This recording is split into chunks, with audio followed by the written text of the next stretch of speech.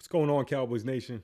Welcome back to the Cowboys Playbook 365. If you're new to the channel, make sure you hit that subscribe button, leave a like, drop your thoughts down in the comments, and share this video with any other Cowboys fan.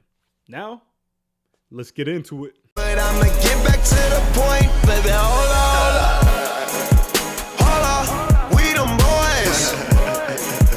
Hold on. Now, I know this might sound crazy to some people, but I believe Dak Prescott's best football is still ahead of him. Not because he's getting faster or stronger, but because quarterback is the one position where mental mastery can take over the game late in your career, and I think Dak is entering that stage right now.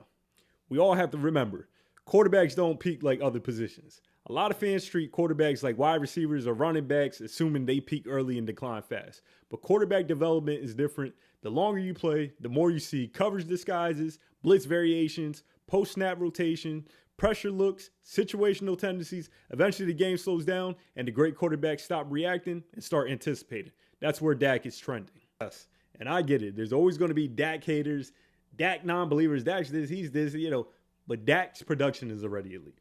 Let's not act like Dak hasn't already played at a very high level, because in 2023, he posted 4,500 plus passing yards, 36 touchdowns, which led the NFL, only had 9 interceptions, and nearly a 70% completion rate with a passer rating of 105 plus. And on top of all that, he graded extremely well in efficiency metrics like EPA per play, success rate, and offensive efficiency in structured passing situations. And Cowboys Nation, I'll tell you one thing, that's not average quarterback play. That's top tier production. So the question isn't if he could play at a high level, it's whether if he could take that next step mentally. Truly seems like the game is slowing down for him. When you watch Dak now compared to earlier in his career, you see a different quarterback. He's more patient in the pocket. He's climbing instead of escaping. He's going through his reads faster, controlling protections pre-snap. Those are signs of a quarterback who isn't just playing the game. He's understanding it at a higher level, and that's where elite quarterbacks separate themselves. It truly feels like the game is starting to slow down for him. When you watch Dak Prescott now compared to earlier in his career, you see a completely different quarterback. He's more patient in the pocket. He's climbing instead of escaping. He's getting through reads faster. He's controlling protections pre-snap. Those are signs of a quarterback who isn't just playing a game. He's understanding it at a higher level, and that's where elite quarterbacks separate themselves. Let's just take a look at Matthew Stafford. For years in Detroit, people questioned whether he could ever elevate beyond stats. Then he gets to Los Angeles, has the same arm talent. He's still the same player, but now he's in a system that fits him with experience behind him, and he plays some of the smartest football of his career on the way to a Super Bowl. The point isn't that Dak is Stafford. The point is quarterbacks often hit another level when experience and the situation aligns. And I want us to remember, we began to see this with Tony Romo.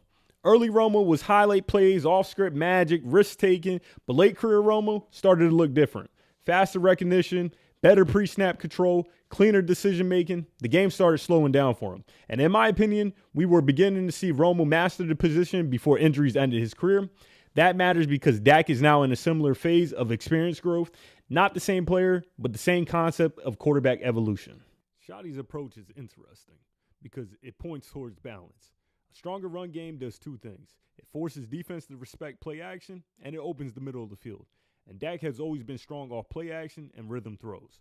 When linebackers step forward and safeties tighten, that's when quarterbacks thrive.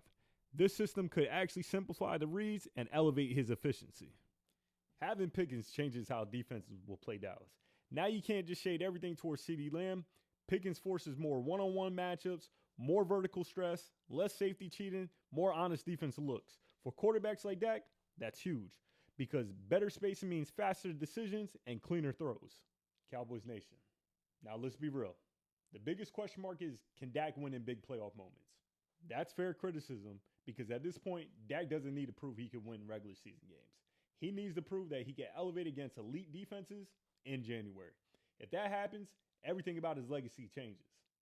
And this is why I believe Dak Prescott's best football is still ahead of him. Not because he's becoming more athletic, but because he's becoming more complete as a quarterback. He's more experienced, has more control, and he's more mentally sharp before the snap. The great quarterbacks don't just age, they evolve. And I think Dak is entering that evolution phase right now. Now, I want to hear from you, Cowboys Nation. Do you think Dak Prescott's best football is still ahead of him, or has he already peaked? And is this the season we finally see him take the next step in the full quarterback mastery? Let me know down in the comments.